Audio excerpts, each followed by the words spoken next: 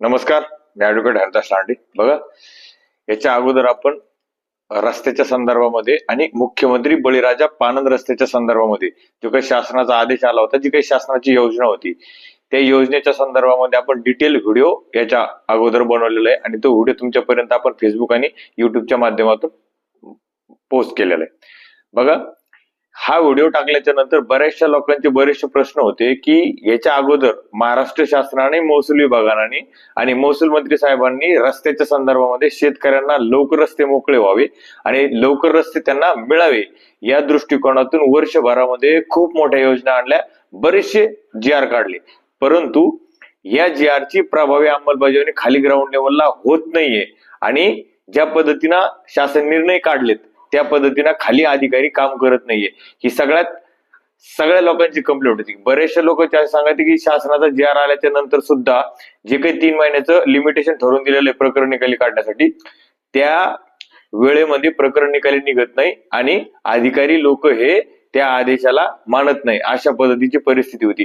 त्याच्यानंतर जी शासनाने योजना आणली होती, म्हणजे याच्यात अजून जे काही नकाशावरचे रस्ते, हे तर नकाशावरचे रस्ते उपलब्ध आहे ते सहज लोकांना उपलब्ध व्हावं आणि ज्या लोकांनी अतिक्रमण केलेलं आहे ते अतिक्रमण काढून त्याच्यावर तात्काळ शासनामार्फत नवीन रस्ते रोजगार हमी योजनेतून करण्याच्या संदर्भामध्ये याच्यात तरतूद करण्यात आली होती आणि ती योजना होती मुख्यमंत्री बळीराजा शेतपानंद रस्ते योजना.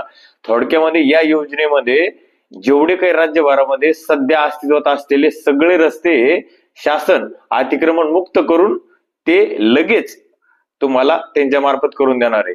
बघा, आणि ही योजना जाहीर झाल्याच्या नंतर लोकांनी अशा कमेंट्स केल्या की एवढ्या मोठ्या अगोदरच योजना जाहीर झालेल्या आहेत, त्या अद्यापपर्यंत त्याची कारवाई होत नाहीये आणि ही योजना कधी यायची, नकाशावरची कधी मोजणी व्हायची, कधी अतिक्रमण काढणार, कधी टेंडर काढणार, कधी शासन त्याला अनुदान देणार आणि कधी रस्ते भेटणार शेतकऱ्यांना, असे बरेचसे प्रश्न बऱ्याचशा लोकांनी विचारले होते. परंतु हा व्हिडिओ याच्यासाठी बनवतोय की ही जी योजना आहे, ही योजना अगदी एकदम स्ट्रॉंग पद्धतीने आणि चांगल्या पद्धतीने प्रभावी अंमलबजावणीची सुरू झालेली आपल्याला दिसत आहे.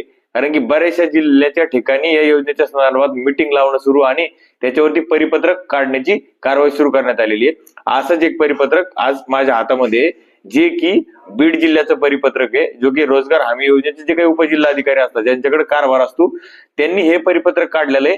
याच्यामध्ये काय गोष्टी दिलेल्या आहे, कशा पद्धतीने कारवाई करायची, ग्रामपंचायतचा याच्यात काय रोल आहे, ग्रामसभेचा ठराव कोणाकडे द्यायचा आहे, टेंडर कसं निघणार आहे, याची सविस्तर माहिती ह्या परिपत्रकामध्ये दिलेली आहे. ते परिपत्रक तुमच्या स्क्रीनवर तुम्ही बघू शकता.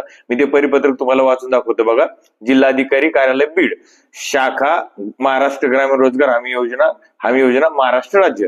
त्याच्यानंतर हे परिपत्रक आहे 26/1/2026, म्हणजे 26 जानेवारीचं परिपत्रक आहे.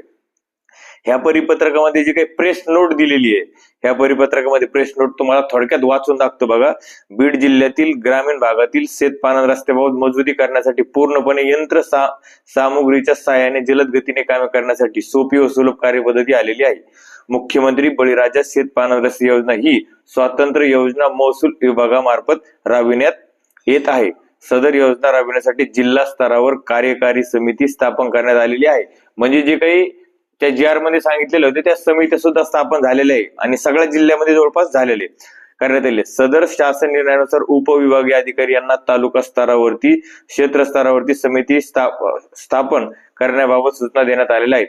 तसेच शासन निर्णयानुसार सूचनेनुसार कार्यवाही करून अनुपालन अहवाल सदर कार्यालय करण्याबाबत सूचना देण्यात आलेल्या आहेत. बघा, हे तर त्याची प्रस्तावना त्या GRच्या संदर्भात प्रस्तावना होती.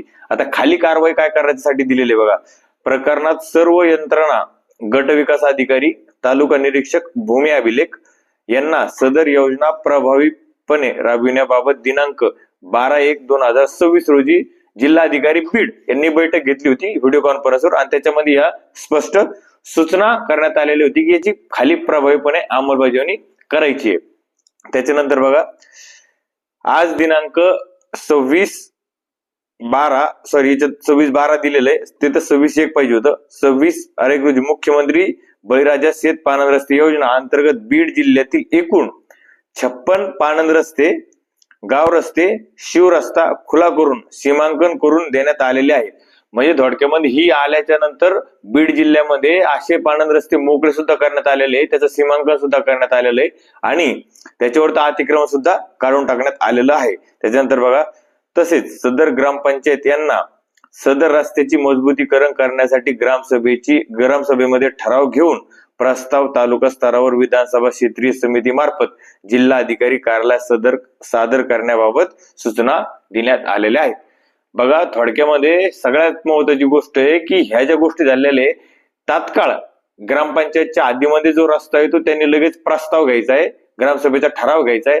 तो ठराव क्षेत्रस्तरावरती जी काही समिती आहे तिच्या मार्फत जिल्हाधिकारी यांना पाठवायचा आहे. जेवढ्या लवकर तुमची ग्रामपंचायत ठराव पाठवतील तेवढ्या लवकर तुमचा रस्ता होणार आहे, कारण की या रस्त्याचा ठराव गेल्याच्या नंतर त्याचं टेंडर निघणार आहे आणि त्याला शासन अनुदान देणार आहे आणि तो रस्ता मंजूर होऊन पक्का रस्ता बनणार आहे. त्याच्यानंतर बघा, माननीय जिल्हाधिकारी बीड यांच्याकडून सर्व शासकीय कंत्राटदार आज यंत्रमालक अवगत करण्यात येते की शासनाकडून 28/1/2026 रोजी सदर योजनेकरिता निविदा प्रसिद्ध करण्यात येणार असून यामध्ये जास्तीत जास्त कंत्राटदारांनी व यंत्रमालकांनी सहभाग नोंदवून निविदा भरावी. म्हणजे याच्यामध्ये स्पष्ट सांगितलेलं आहे की लगेच 26 तारखेला परिपत्रक आला आणि 28 तारखेला याचं टेंडर निघणार आहे. जर ग्रामपंचायतनं ग्रामसभेचा ठराव दिला असेल तर तुमच्या गावाचा रस्ता ह्या टेंडर मध्ये निघेल, त्याला निधी मिळेल आणि तो रस्ता तात्काळ काम सुरू होईल. त्याच्यामुळे खूप महत्वाची गोष्ट आहे, लगेच टेंडर सुद्धा काढण्याच्या संदर्भामध्ये सांगितलेलं आहे. म्हणजे 28 तारखेला म्हणजे लगेच 2 दिवसानंतर. बघा, बीड जिल्ह्यात सर्व ग्रामपंचायतींना जिल्हा बीड यांना आवाहन करण्यात येते की आपल्या गावातील रस्ते, शेत रस्ते, पाणंद रस्ते अतिक्रमित असतील तर अतिक्रमण मुक्त करण्यासाठी तहसीलदार यांच्याकडे संपर्क करावा. त्या शासनाच्या योजनेमध्ये स्पष्ट सांगितलेलं आहे की नकाशावर जर रस्ता असेल आणि त्याच्यावर जर अतिक्रमण असेल तर तो 7 दिवसाच्या आतमध्ये तहसीलदार यांनी काढायचा आहे. तहसीलदाराला सगळ्या गोष्टीची जी गरज पडेल ती त्यांनी वापरायची आहे. पोलीस प्रोटेक्शनची गरज पडली तर पोलीस प्रोटेक्शन, आणि जर त्यांना जर भूमी अभिलेख कार्यालयाची मोजणीची गरज पडली तर मोजणी, या दोन्ही गोष्टी तहसीलदार वापरून तो अतिक्रमण 7 दिवसाच्या आतमध्ये काढण्यासाठी अगोदर नोटीस देणार, त्याच्यानंतर नाहीतर स्वतः तहसीलदार त्या ठिकाणी जाऊन काढणार. व अतिक्रमण मुक्त सीमांकन झालेल्या रस्त्याचा प्रस्ताव मान्यतेसाठी विधानसभा क्षेत्र समितीकडे पाठवायचा आहे. म्हणजे थोडक्यामध्ये जी काही मुख्यमंत्री बळीराजा शेतपाणंद रस्ते योजना होती हिची अंमलबजावणी याच्या अगोदर जे महसूल विभागाचे जे काही शासन निर्णय आले होते त्याच्यापेक्षा जास्त स्पीडना हे काम चालू आहे. आणि याच्यात वैशिष्ट्य एक आहे की या संदर्भामध्ये तुम्हाला जर रस्ता नकाशावर असेल तर त्याचा अर्ज मोकळा करण्यासाठी करण्याऐवजी तुम्ही एखाद्या शेतकऱ्याने त्याच्यावरती अतिक्रमण करून जर अडवला असेल तर तुम्ही तो रस्ता मोकळा करण्यासाठी मामलेदार कोर्टच्या कलम 5 खाली किंवा 143 खाली नवीन रस्त्याची मागणी करायची गरज नाही.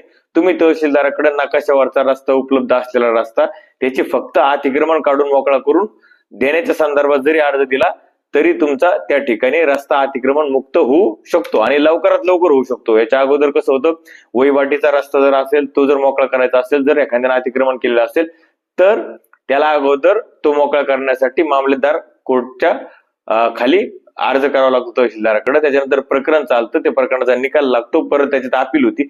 परंतु याच्यात ह्या योजनेमध्ये कुठलीही अपीलचं प्रोव्हिजन नाहीये. डायरेक्ट सरकारी रस्ता आहे किंवा नकाशावर रस्ता आहे, तो रस्ता डायरेक्ट जाऊन तहसीलदार यांनी मोकळा करायचा आहे आणि तो रस्त्याचा ग्रामपंचायतना ठराव घेऊन किंवा त्यांनी तो ठराव घेऊन इकडं जिल्हाधिकारी यांना पाठवायचा आहे क्षेत्र समितीच्या माध्यमातून आणि लगेच त्याचं टेंडर निघून लगेच तो रस्ता करण्यासाठी सुरुवात होणार आहे.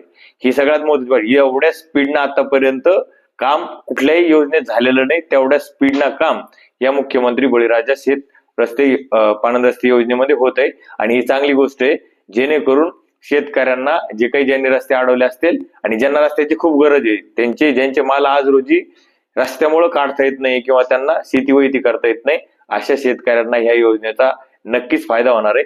त्याच्यामुळं असे जर कोणाचे रस्ते जर अतिक्रमित केलेले असेल तर फक्त त्यांनी तहसीलदाराकडे अतिक्रमण काढण्यासाठी अर्ज द्यायचा आहे मोकळा करण्याच्या ऐवजी, आणि याच्यात तुमचा फायदा आहे.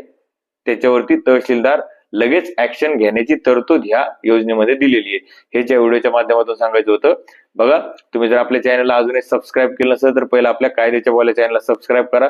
फेसबुकवरती फॉलो केलं नसेल तर फॉलो करा. असेच नवीन नवीन कायदेशीर माहितीचे व्हिडिओ आपण आपल्या चॅनलच्या आणि फेसबुकच्या माध्यमातून आणत असतो आणि विशेष करून शेतकऱ्यांच्या संदर्भात आपले जास्तीत जास्त व्हिडिओ असतात.